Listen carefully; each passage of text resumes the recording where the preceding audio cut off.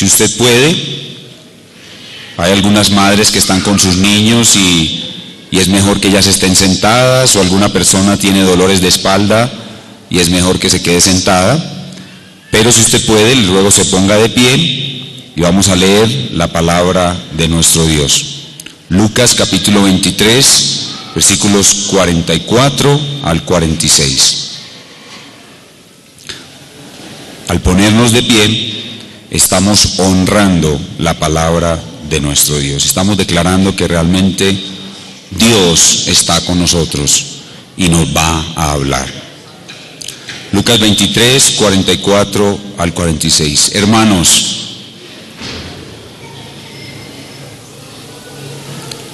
esta es la palabra de Dios.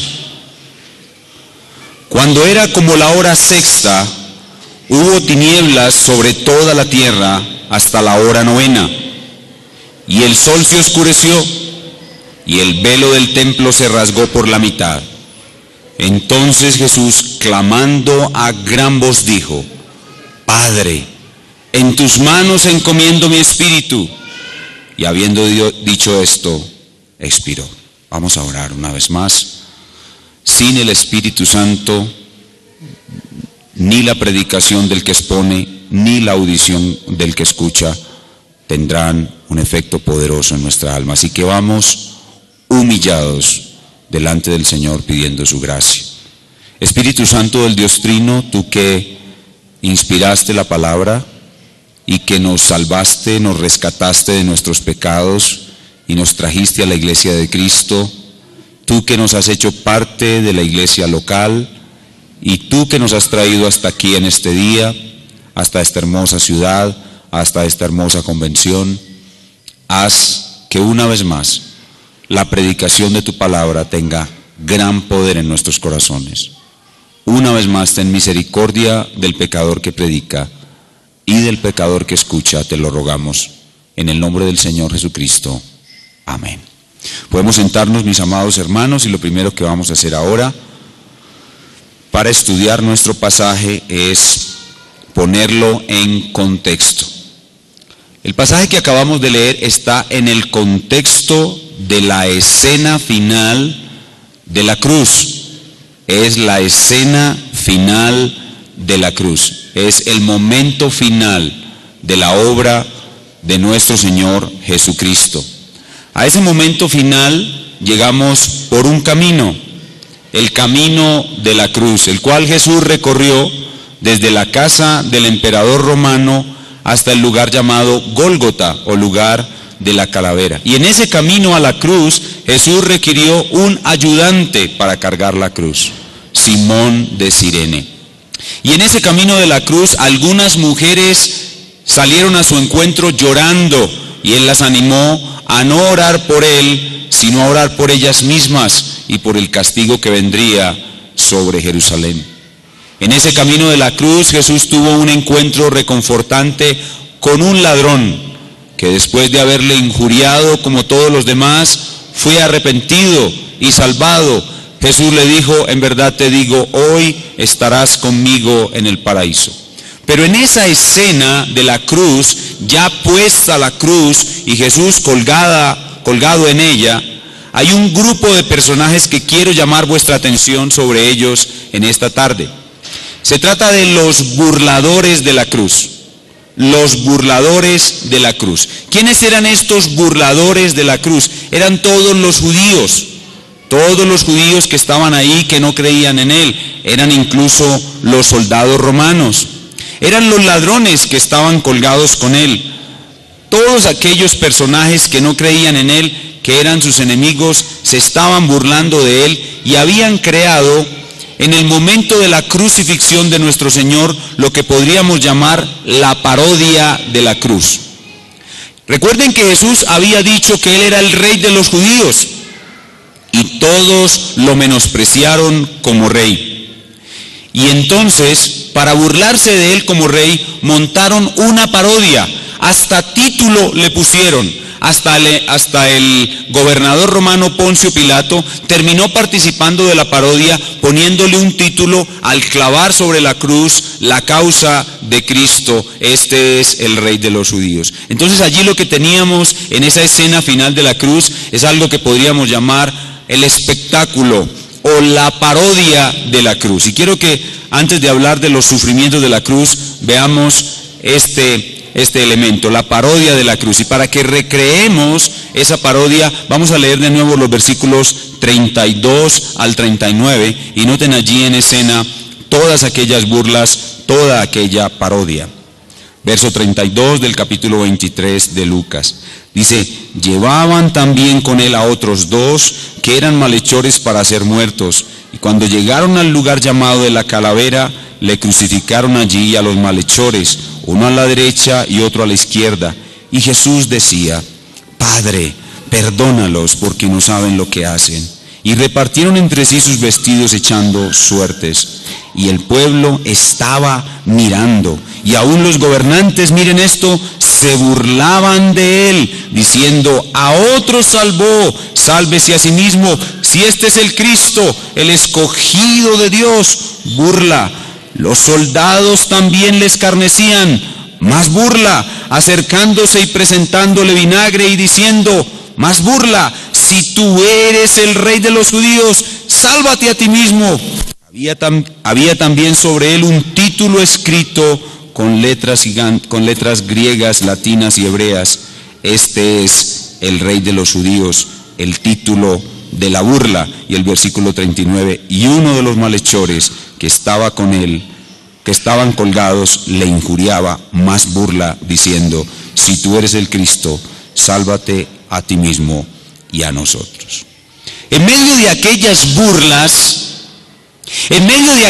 burlas, de pronto entra en escena un personaje inesperado y siniestro. Hermanos, por favor síganme usando su imaginación, no se distraigan. Yo sé que hay algún movimiento en el salón, yo les ruego que se concentren, que traten de dibujar en su mente lo que yo les estoy ayudando a dibujar. La cruz, la escena de la cruz, Cristo colgado de una cruz, todo el mundo burlándose, burla va, burla viene, cuando de pronto entra en escena un personaje inesperado, invisible, pero evidente, y las risas se convierten en silencio total.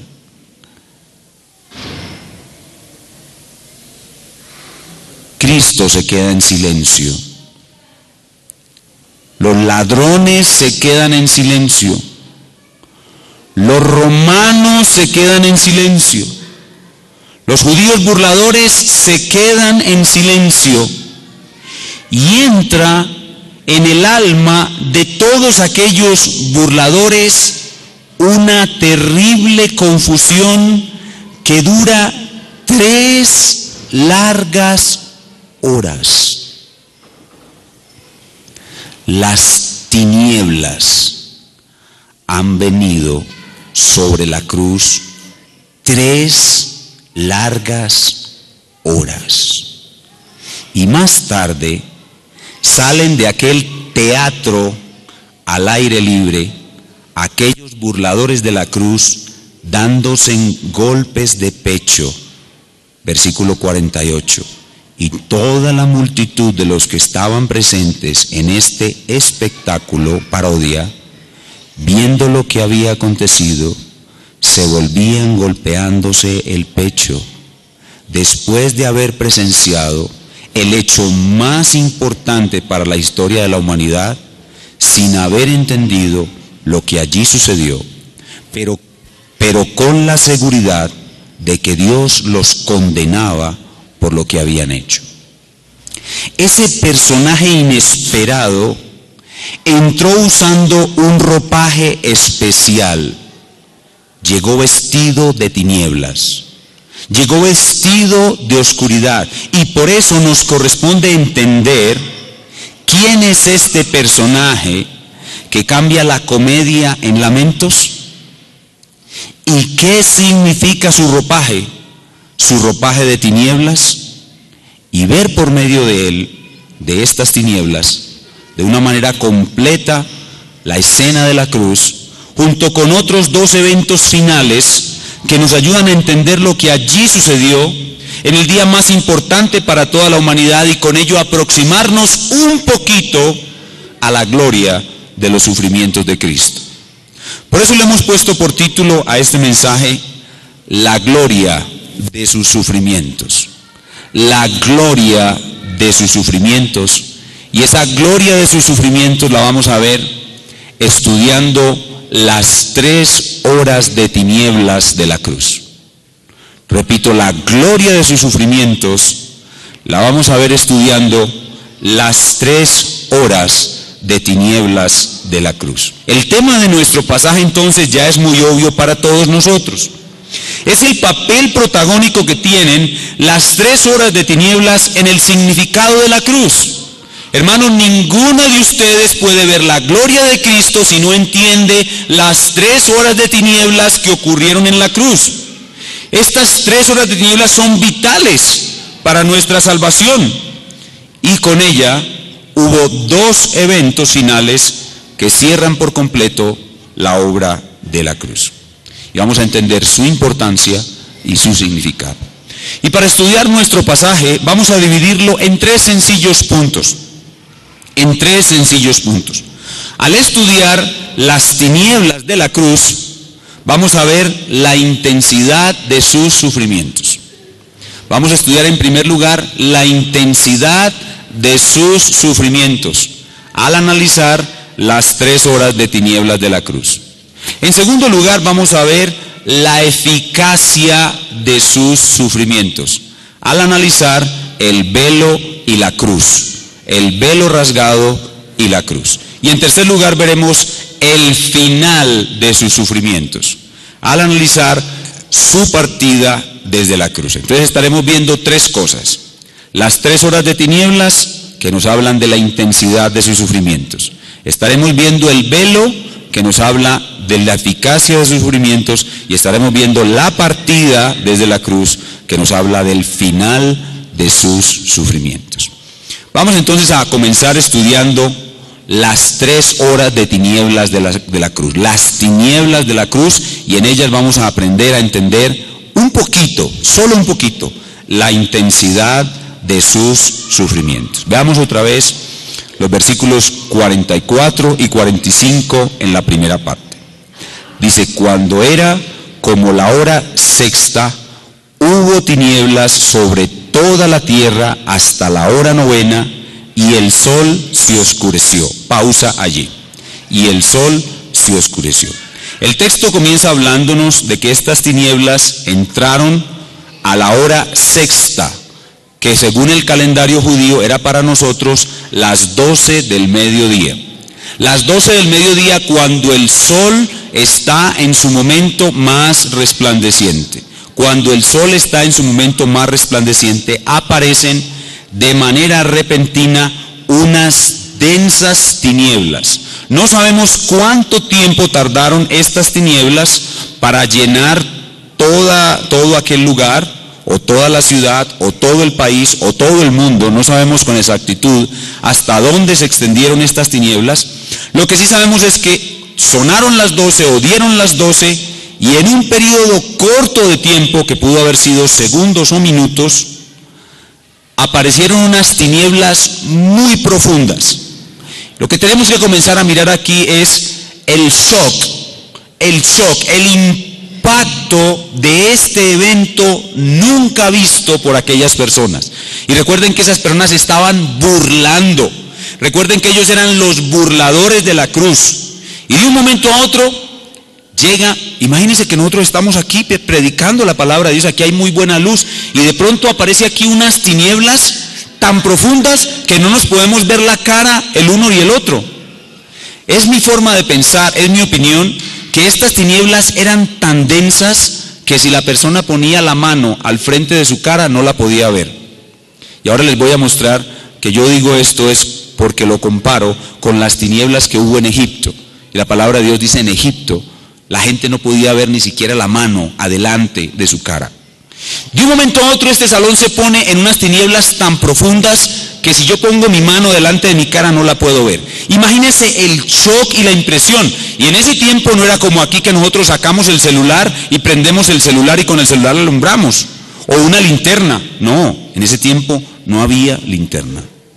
El texto dice que como a la hora sexta hubo tinieblas sobre toda la tierra. Esa expresión sobre toda la tierra no sabemos con certeza si se refiere a toda la tierra de Palestina, o no sabemos con certeza si se refiere a todo el globo terráqueo.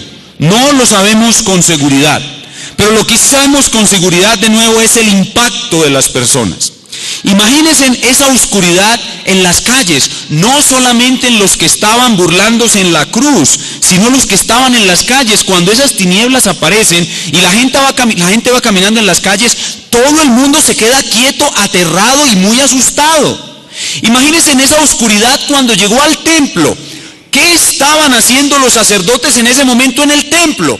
Ellos estaban sacrificando la Pascua.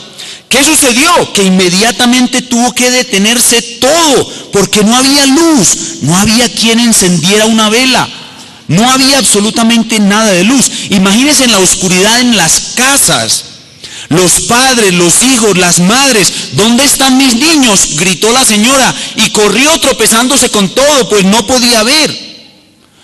No sabemos si la oscuridad fue solo en Palestina, fue en todo el globo, pero sí sabemos que fue muy impactante en las calles, en el templo, en las casas. Pero lo más importante y que el Espíritu Santo quiere que veamos es que esta oscuridad estaba sobre la cruz. Eso es lo más importante. La oscuridad estaba sobre la cruz y vino a causa de la cruz. Eso es lo más importante. Y ahora la pregunta es, ¿de dónde vinieron esas tinieblas? ¿Cuál es su origen? Algunos dicen que fue un eclipse. No es posible, porque la Pascua siempre caía en luna llena.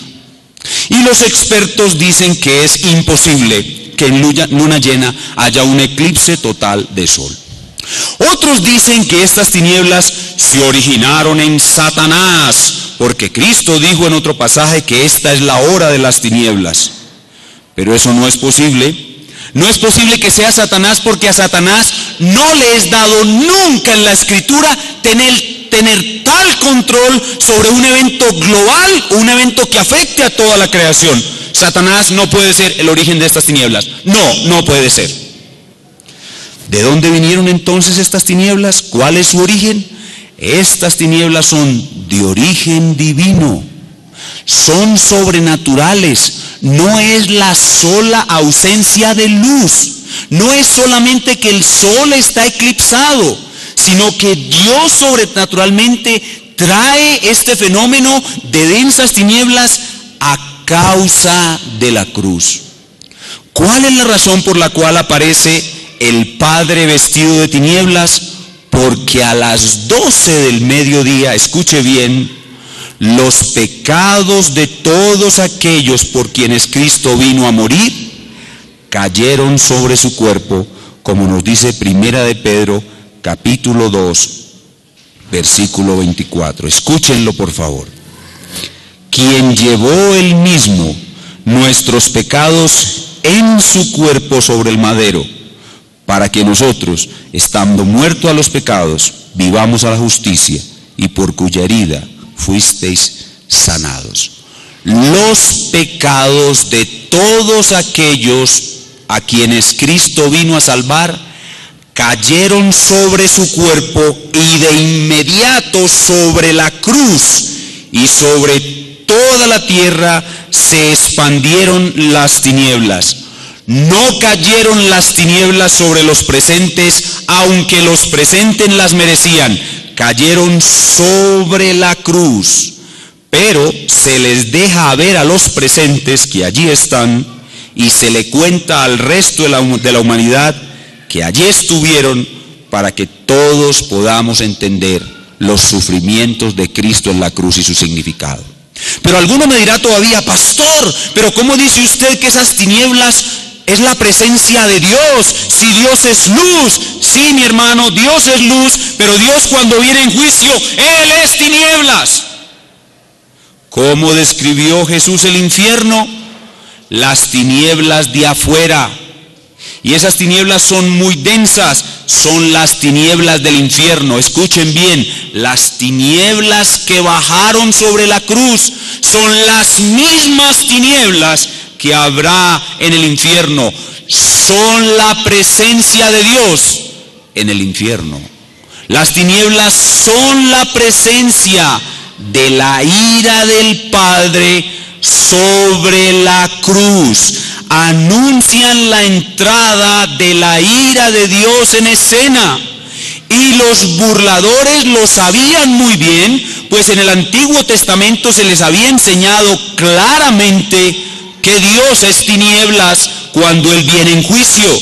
Ellos ya lo sabían por lo que sucedió en Egipto, pero los profetas se lo recordaron una y otra vez. Escuchen lo que dice Sofonías. Cercano está el día grande de Jehová, cercano y muy próximo. Es amarga la voz del día de Jehová, gritará allí el valiente. Día de ira aquel día, día de angustia y de aprieto, día de alboroto y de asolamiento, día de tiniebla y de oscuridad, día de nublado, día de entenebrecimiento, día de trompeta y de algazara sobre las ciudades fortificadas y sobre las altas torres. Y atribularé a los hombres, y andarán como ciegos, porque pecaron contra Jehová, y la sangre de ellos será derramada como polvo, y su carne como estiércol. Ni su plata ni su oro podrá librarlos en el día de la ira de Jehová, pues toda la tierra será consumida con el fuego de su celo, porque ciertamente destrucción apresurada hará de todos los habitantes de la tierra. Hermanos, lo que sucedió aquel día fue que el juicio de Dios, el día del juicio final, bajó sobre la cruz. Es decir, que si usted le preguntan, a usted normalmente le preguntan, si es verdad que va a haber un día del juicio final, si es verdad que va a haber un día en que la ira de Dios va a juzgar a todos los hombres, usted responda claramente, sí, sí lo habrá. Pero ¿sabe cuál es la verdad? La verdad más completa es que el día del juicio final son 2 días. 2 días. El día en que la ira vino sobre la cruz, en forma de tinieblas, y el día en que Dios vendrá para juzgar a todos los que no serán salvados por la cruz. El día del juicio final son 2 días. La manifestación del infierno es doble. El infierno estuvo sobre la cruz y estará eternamente sobre todos los que no creen en la cruz. Y por eso aquellos burladores salieron de allí golpeándose en el pecho, porque ellos sabían de esas tinieblas y sabían su significado. Y ahora que nosotros estamos empezando a entender estas tinieblas y empezando a entender la gloria de los sufrimientos de Cristo, necesitamos ir al resto de la Escritura para entenderlas con más profundidad. Para entender el significado de estas tinieblas, nosotros debemos analizar 3 frases dichas por el Señor Jesucristo y un hecho real que ya estaba ocurriendo allí en la cruz. 3 frases y un hecho real. En primer lugar, hay un hecho real. Para entender las tinieblas de la cruz, debemos comenzar mirando que allí ya hay un hecho real, y es: el Hijo de Dios está colgado de un madero y ha sido coronado con una corona de espinas. ¿Qué significa que el Hijo de Dios haya sido colgado de un madero? Significa que fue hecho maldición. Así que el primer elemento de la gloria de sus sufrimientos es que Cristo sufrió el ser hecho maldición. Pero no solamente el hecho de que está colgado de un madero significa que él fue hecho maldición. También, al ser coronado por los soldados romanos con una corona de espinas, se está simbolizando que él fue coronado con la maldición que merecen aquellos que él vino a salvar. Pastor, ¿usted por qué dice eso? ¿Ustedes recuerdan cuando el hombre pecó, que entró la maldición en la tierra? ¿Qué dice la Biblia que fue lo que produjo la tierra cuando entró la maldición? Espinos y abrojos. O sea que los espinos y abrojos sobre la cabeza de Jesús significan que Él fue coronado con la maldición de aquellos por los cuales Él vino a salvar. Ese es el primer hecho que tenemos que analizar para entender sus sufrimientos. Pero en segundo lugar, tres frases. Hay tres frases que el Señor Jesús dijo y que nos ayudan a entender la gloria de sus sufrimientos en esas 3 horas de tinieblas. Primero, en Lucas capítulo 22, versículo 42, en su agonía en Getsemaní, Él menciona una copa. Lucas 22, 42, diciendo: Padre, si quieres, pasa de mí esta copa, pero no se haga mi voluntad, sino la tuya. Mis hermanos, ¿qué es esta copa? ¿Qué significa esta copa? El libro de Apocalipsis nos dice claramente que la ira de Dios está toda vertida en una copa, y que esa copa iba a ser vaciada por completo sobre el cuerpo y el alma de Cristo. ¿Cuándo y dónde? En la cruz, durante esas 3 horas de tinieblas, la copa. Pero en segundo lugar, en Mateo 27, 46, un relato paralelo a nuestro relato en Lucas, Mateo 27, 46, el Señor pronuncia otra frase que nos ayuda a entender la gloria de sus sufrimientos. Dice Mateo 27, 46, dice: cerca de la hora novena, Jesús clamó a gran voz diciendo: Elí, Elí, lama sabactani. Esto es: Dios mío, ¿por qué me has desamparado? Noten cómo dice cerca de la hora novena. Eso significa entre las 12 y las 3. 3 horas. O sea, vamos a ponerlo de una manera dramática, a las 2:59.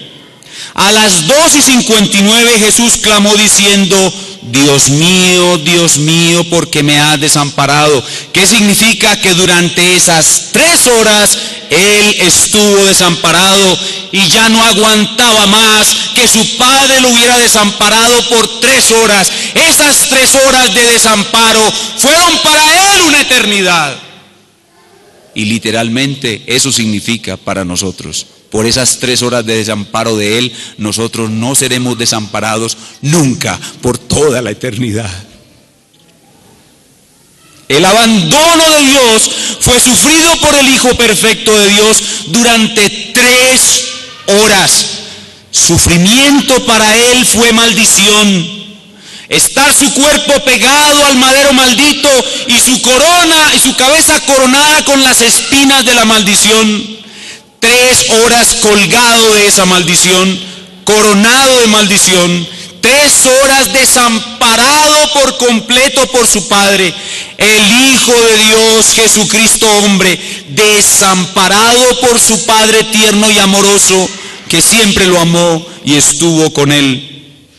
Pero en Juan capítulo 19, versículo 30, el Señor pronuncia otra frase que nos ayuda a entender un poco más la gloria de sus sufrimientos en esas 3 horas de tinieblas. Juan 19, 30. Dice: cuando Jesús hubo tomado el vinagre, dijo: consumado es, y habiendo inclinado la cabeza, entregó el Espíritu. Lo que tenemos aquí es que la maldición durante esas 3 horas de tinieblas, que la ira de Dios durante esas 3 horas de tinieblas, que el abandono de Dios durante esas 3 horas de tinieblas habían cumplido su propósito indicado.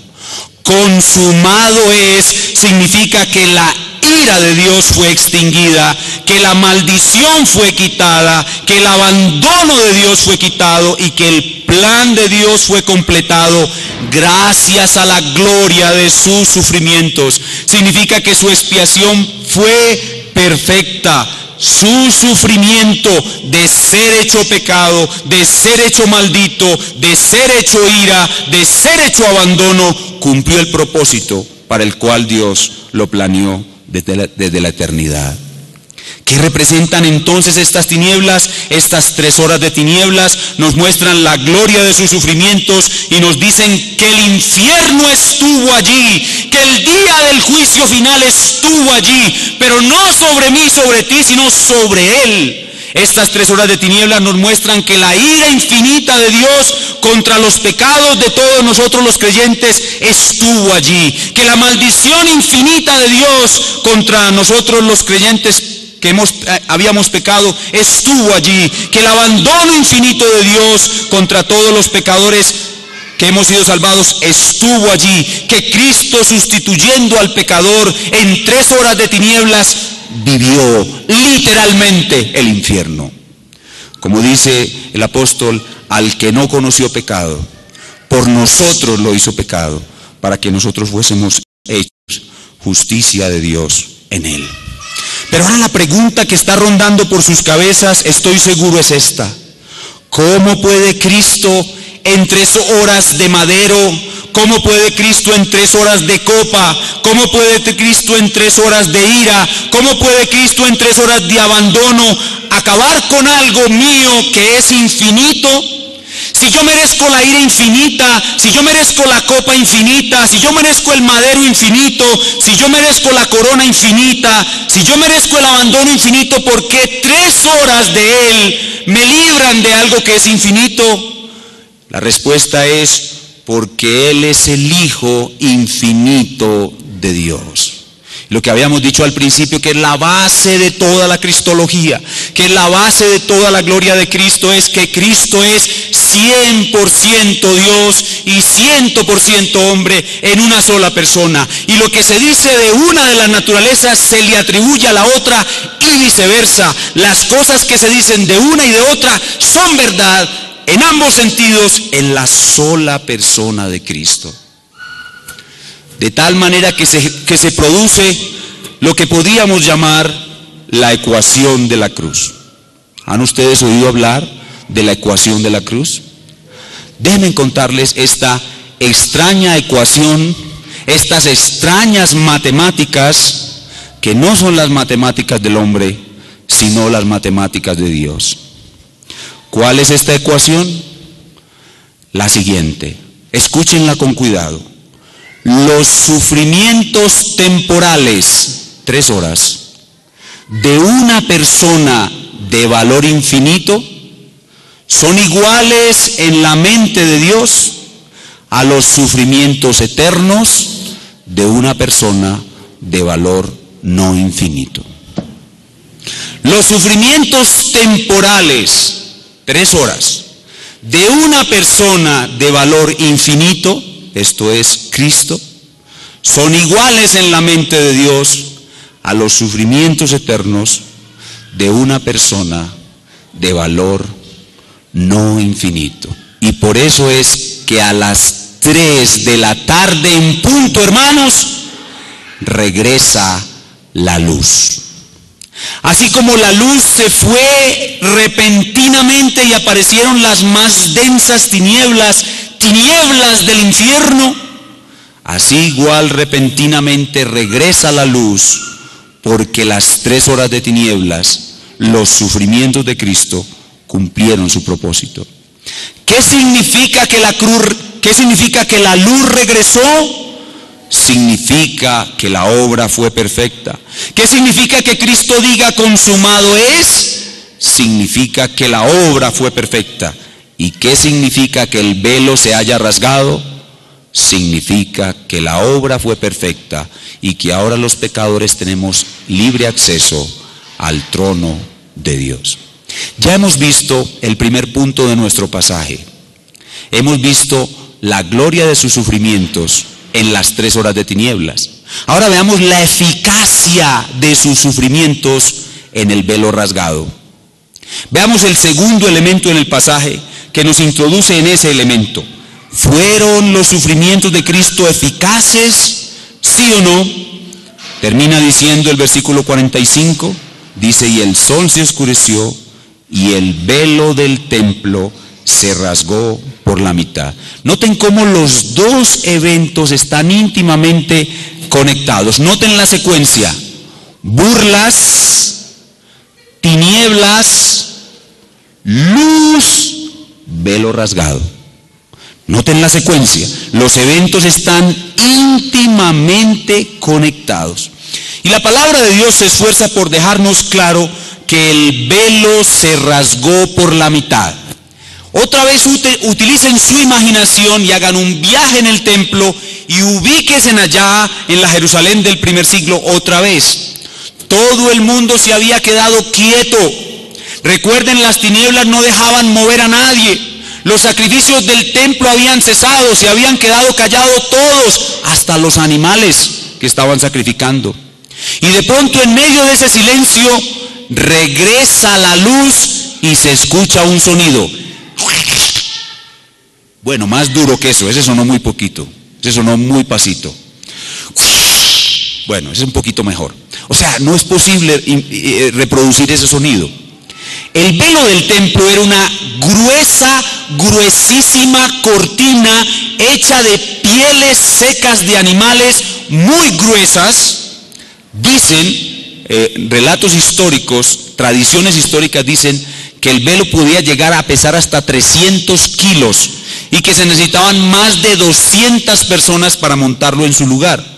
Eran pieles de animales entretejidas muy firmes y muy gruesas, unidas en varias capas que hacían una perfecta separación, una imposible penetración del lugar santo al lugar santísimo. Y escuchen de nuevo, cuando regresa la luz, todos en silencio y se escucha el gran sonido. El velo del templo se rasgó. Y la imagen que nos deja ver la escritura es que el velo del templo se rasgó no de abajo hacia arriba, sino de arriba hacia abajo.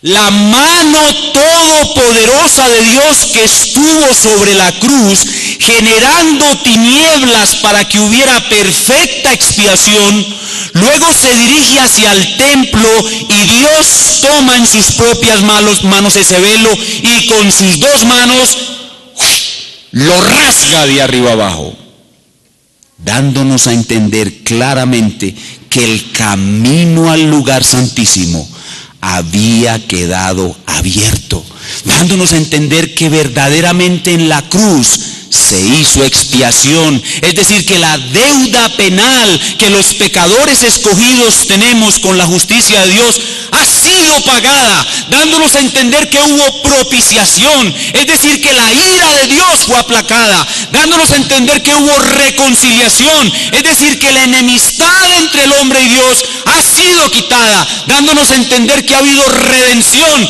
es decir, que fuimos libertados de la esclavitud del diablo y del pecado por el pago de ese precio en la cruz. Eso simboliza ese velo, que el pecador sustituido puede ahora entrar al trono de la gracia. Nada puede impedir que el pecador sustituido sea salvado. El pecador sustituido será salvado. El acceso libre será cruzado por aquellos pecadores que Cristo vino a salvar. Y eso hace obvio que los sacrificios de animales son ahora obsoletos. Ya no se necesita ningún sacrificio de un animal, porque ¿qué presuponía el sacrificio del animal? O que el sacerdote tomara la sangre y pudiera penetrar con la sangre a llevarlo al lugar donde Dios lo había ordenado que se depositara. Significa que no solamente los sacrificios son obsoletos, sino que los sacerdotes mismos son obsoletos. Ya no se necesita un sacerdote que lleve la sangre porque el velo está rasgado. Y significa también no solo que el sacrificio es obsoleto y que el sacerdote es obsoleto, sino que el templo mismo es obsoleto. Y por eso debemos tener mucho cuidado los cristianos de la tendencia dispensacionalista que están orando y esperando, dizque para que se reconstruya el templo en Jerusalén y que los judíos vuelvan a ofrecer sacrificios a Dios, sacrificios de animales. Hermanos, eso es una grave equivocación. Si nosotros estamos a favor de eso, estamos actuando o diciendo algo en contra de la gloria de los sufrimientos de Cristo. Todo aquel que quiere que el templo judío sea reconstruido y sacrificios de animales se ofrezcan en él está actuando en contra de la gloria de Cristo. La gloria de su sufrimiento, el sacrificio de su muerte fue suficiente. No más templo, no más sacrificio, no más sacerdotes. La gloria de su sufrimiento fue suficiente para librar al pecador de la ira de Dios y restablecer el acceso del hombre hacia Dios.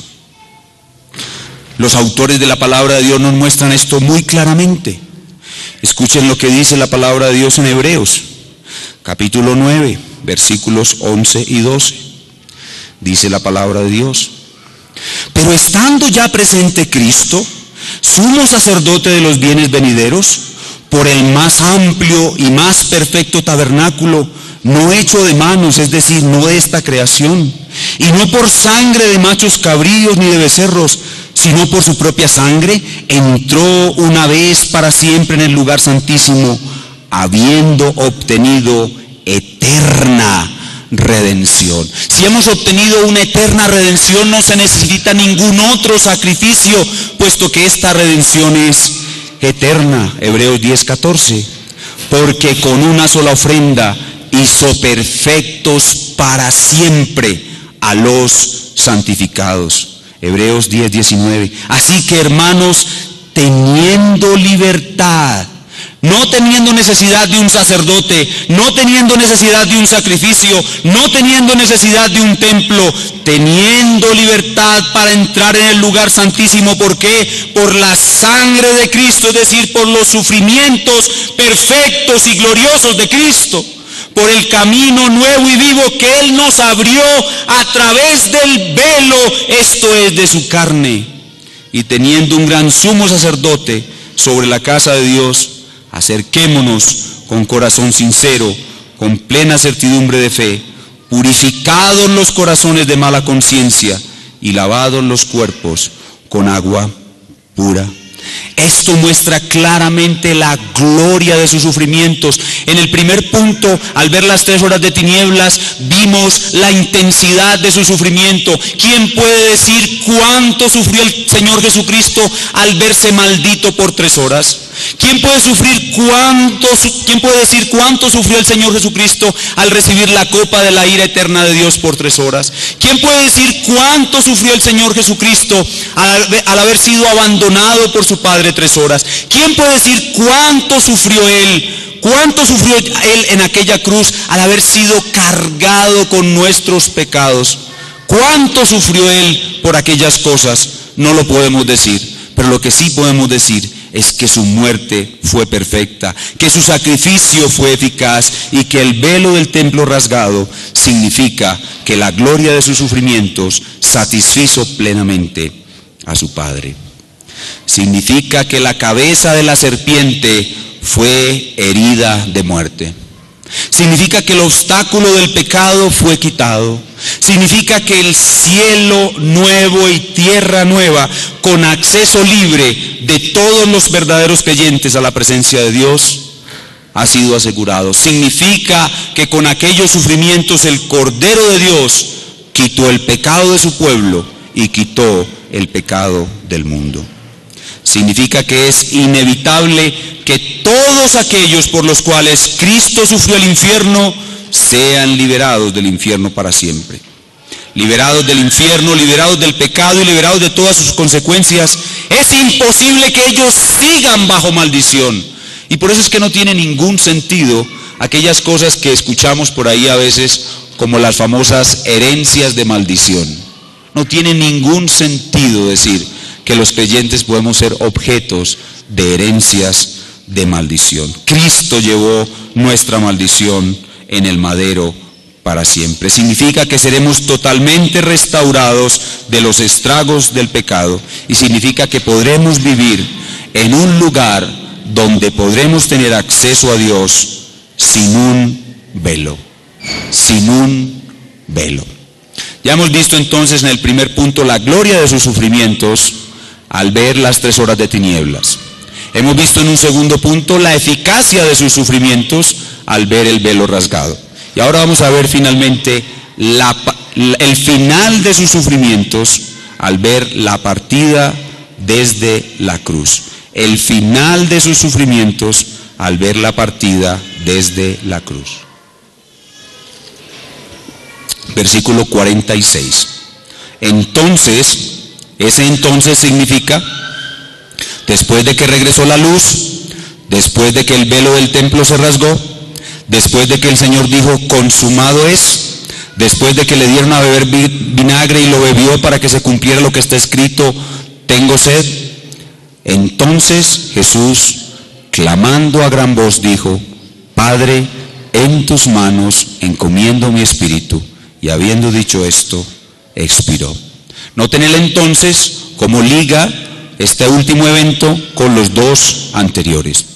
Y noten también cómo dice que Jesús clamó a gran voz. Ahora la pregunta es, ¿ustedes saben qué fuerza puede tener un hombre que ha estado colgando 6 horas de una cruz? El Señor Jesucristo fue crucificado a las 9 de la mañana y estuvo entre las 9 de la mañana y las 3 de la tarde.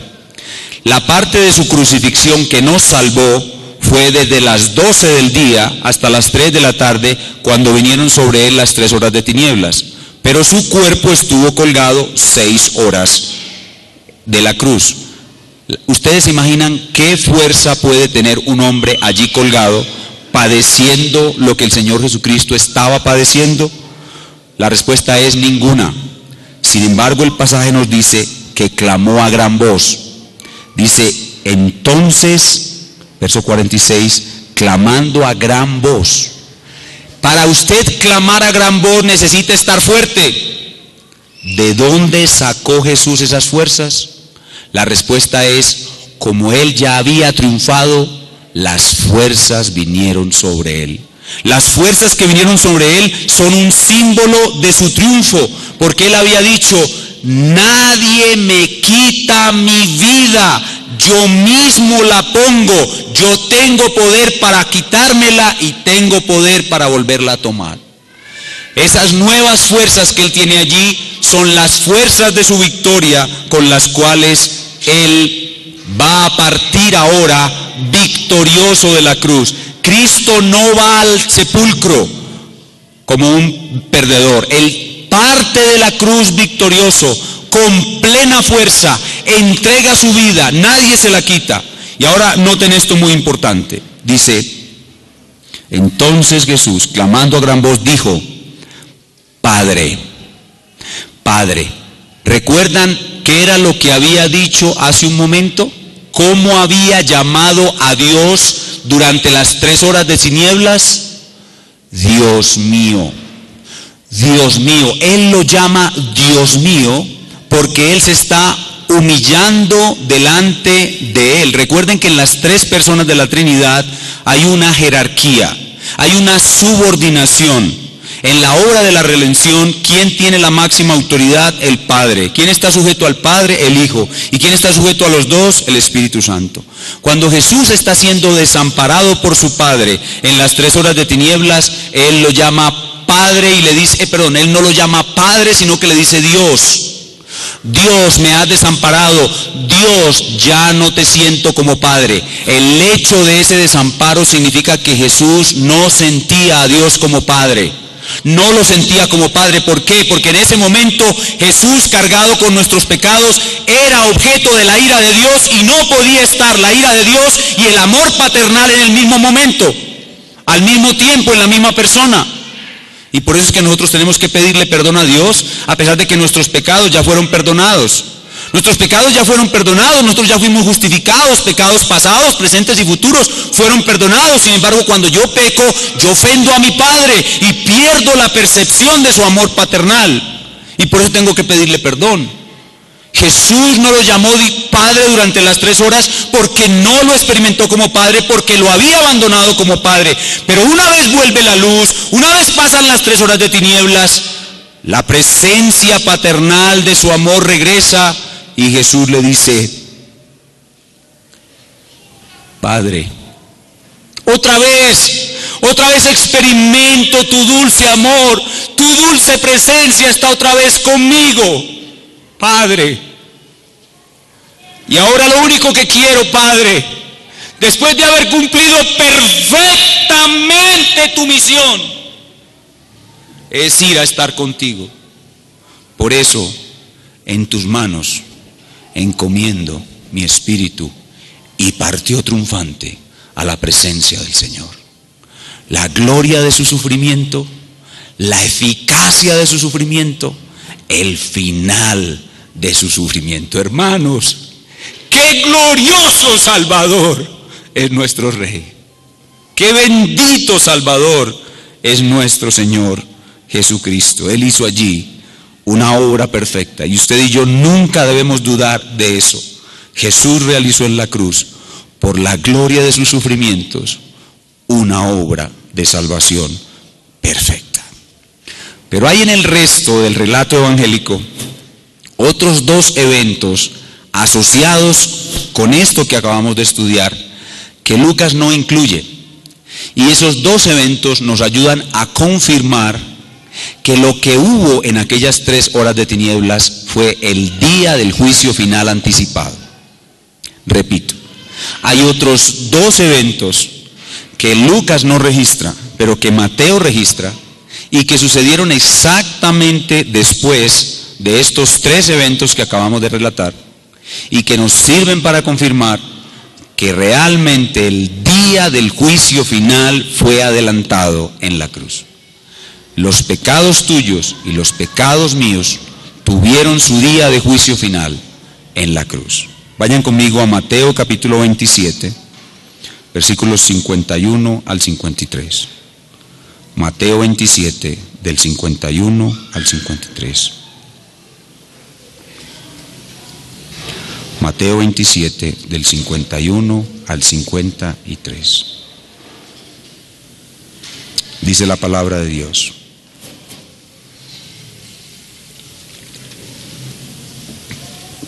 Y he aquí, el velo del templo se rasgó en 2. Noten lo que decía ahora: de arriba a abajo.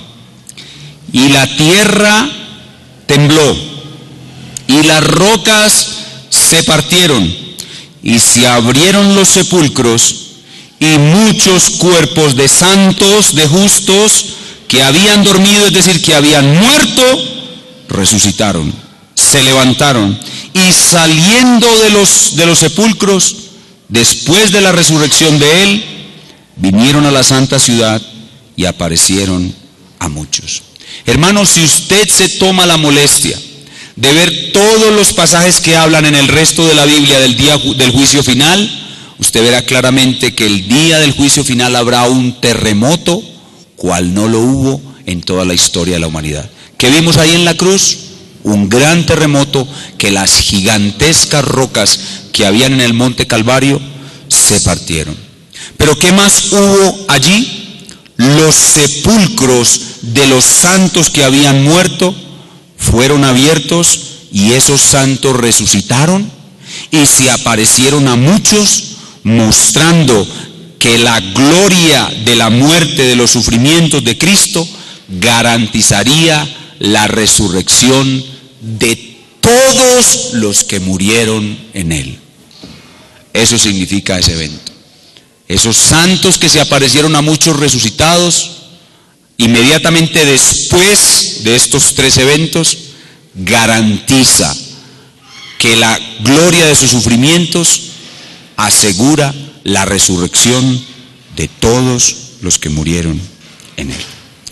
¿Qué hemos aprendido en el día de hoy cuando hemos visto la gloria de sus sufrimientos al analizar las 3 horas de tinieblas, la eficacia de sus sufrimientos al analizar el velo rasgado, y el final de sus sufrimientos al analizar la partida de la cruz?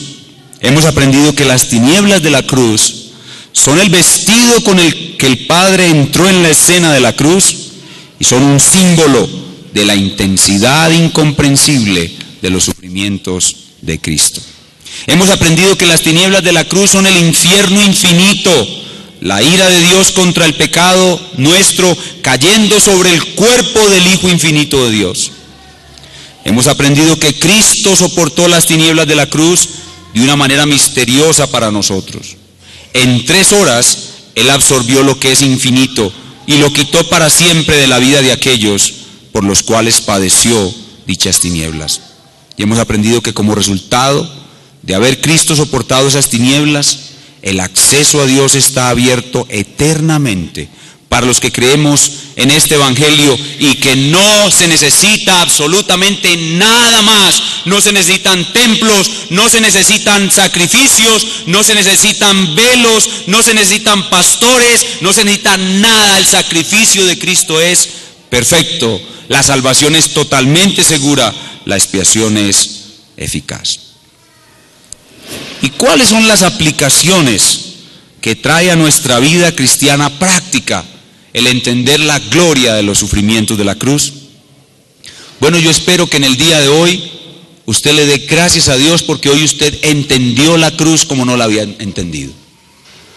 Yo espero que usted hoy pueda estar asombrado por la obra de la cruz y usted diga con el resto de la Biblia: la cruz es para los hombres locura, pero para mí es sabiduría, para mí es amor, para mí es justicia. Por eso la cruz es algo glorioso, la cruz es algo majestuoso. Lo que para los hombres es aborrecible, lo que para los hombres es tropiezo, para nosotros es sabiduría de Dios, justicia de Dios, santificación de parte de Dios. Yo espero que usted hoy esté admirado al contemplar la gloria de la cruz. Y más que eso, que usted esté agradecido porque en esa cruz, por usted, padeció el Señor Jesús. Como dice un hermoso himno que cantamos: sí fue por mí, sí fue por mí. Fue por mí que padeció el Señor Jesús en la vergonzosa cruz. Gratitud en su corazón porque la obra de Jesús fue a su favor. Y algo muy importante, yo creo que esto es lo más importante, la parte más práctica de la cruz. De nuevo, ¿ustedes creen que cuando uno estudia teología, que cuando uno analiza un evento teológico con todas sus características, uno cree que esto es simplemente algo teórico que se va a quedar en la mente y nada más? No, se equivocan, mis hermanos. ¿Usted sabe qué es lo más práctico y lo más útil que usted puede recibir de haber conocido mejor hoy la obra de la cruz? Usted ha recibido hoy poder